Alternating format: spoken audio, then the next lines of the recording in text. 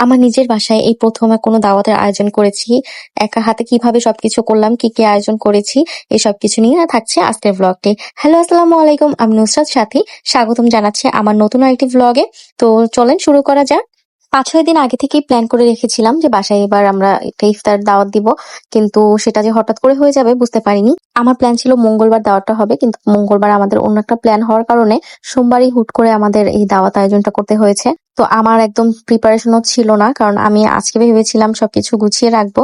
তো সকালবেলা উঠে আমি সবকিছু তৈরি করা শুরু করে দিলাম। সবার প্রথমে আমি সমুচা বানাবো, যার জন্য আলুর পুরটা রেডি করছি।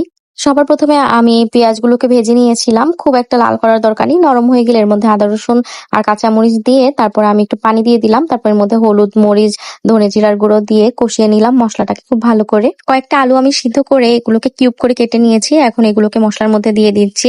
আলুগুলো সিদ্ধ করার কারণে খুব তাড়াতাড়ি রান্না হয়ে যাবে।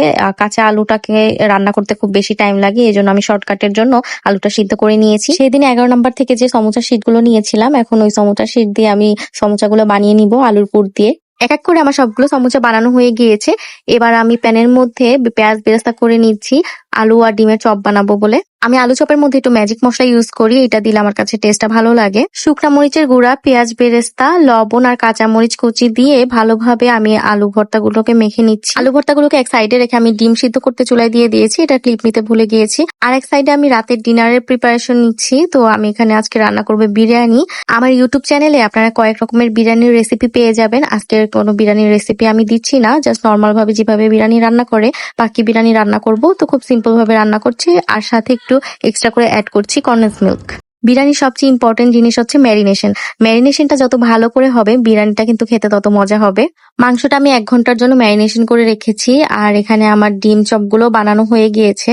এবার এটাকে কোট করব। আমি কোট করার জন্য এখানে নিয়েছি ডিম আর নিয়েছি বিস্কিটের গুঁড়া। আমার কাছে বিস্কিটের গুঁড়া দিয়ে এই ডিম চপটা খুব ভালো লাগে। যেহেতু একদিনের মধ্যে সবগুলো প্রিপারেশন আমার নিতে হচ্ছে, তো আমার 2 চুলায় আসলে হচ্ছিল না, তাই আমি অন্য একজন ভাবির কাছ থেকে তার ইলেকট্রিক চুলাটাও নিয়ে এসেছি। তো এটার মধ্যে আমি বুট রান্না করতে বসিয়ে দিয়েছি। গতকালকে এই হানিকম্বের কড়াইটা কিনে নিয়ে এসেছি, আপনাদের সাথে আমি রিলস শেয়ার করেছিলাম। আজকে মেইনলি বিল্ডিং এর কয়েকজনকে আমি ইফতারি দিব, আর আমার হাজবেন্ডের যে 2জন পার্টনার রয়েছে ওনারাও এই বিল্ডিং এ থাকে, তো ওনাদের দাওয়াত ছিল আজকে আমাদের বাসায়। তো সবকিছু প্রিপারেশন নিয়ে আমি ভেবেছিলাম যে 4টার মধ্যে আমি ভাজা পোড়া শুরু করে দিব, কিন্তু আমার একটু লেট হয়ে গিয়েছে। এক চুলায় বিরিয়ানির মাংসটা কুক হচ্ছে, আর একদিকে আমি পেঁয়াজু ভাজার জন্য দিয়ে দিচ্ছি।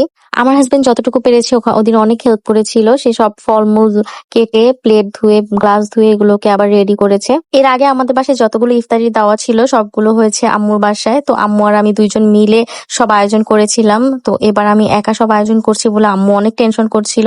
তা আমার কাজিন এবং আমার ভাইকে পাঠিয়ে দিয়েছিল, কিন্তু ওদের আসতে আসতে অনেক লেট হয়ে গিয়েছিল। তাও ওরা যতটুকু পেরেছে এসে হেল্প করেছে। টাইম খুবই শর্ট ছিল, তাই আমি পরে আরেকটা চুলা জ্বালিয়ে যেগুলো ফ্রোজেন আইটেম ছিল ওগুলোকে ভেজে নিচ্ছি। আমার ভাজাভাজি মোটামুটি কমপ্লিট, সবকিছুর ভিডিও একসাথে নিতে পারিনি। তো প্লেট গুলো রেডি করে যার যার বাসায় দিয়ে এসেছে, আর অন্যান্য যে মেহমানরা আসার কথা ওনারা চলে এসেছে। সবাই মিলে, যেহেতু টেবিলে জায়গা হচ্ছিল না, তো নিচেই বসেছিল। সন্ধ্যার পরে আমরা একটু চাটা খেয়ে একসাথে অনেকক্ষণ গল্প টল্প করে তো সবাই চলে গিয়েছে। আজান আব্বু গিয়েছে নামাজ পড়তে।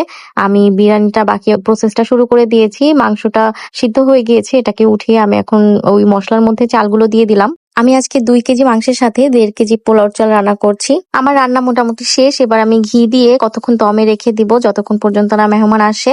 তো মেহমান আসার পরে আমি এটা দম থেকে উঠিয়ে সার্ভ করেছি। তো এই ছিল আজকে আমার বাসার প্রথম দাওয়াত ভ্লগ। আশা করি আপনাদের ভালো লেগেছে। ভালো লাগলে লাইক, কমেন্টস এবং শেয়ার দিয়ে আমার পাশেই থাকুন। দেখা হবে নেক্সট ভিডিওতে। টিল দেন সবাই সুস্থ থাকুন, ভালো থাকুন। আল্লাহ হাফেজ।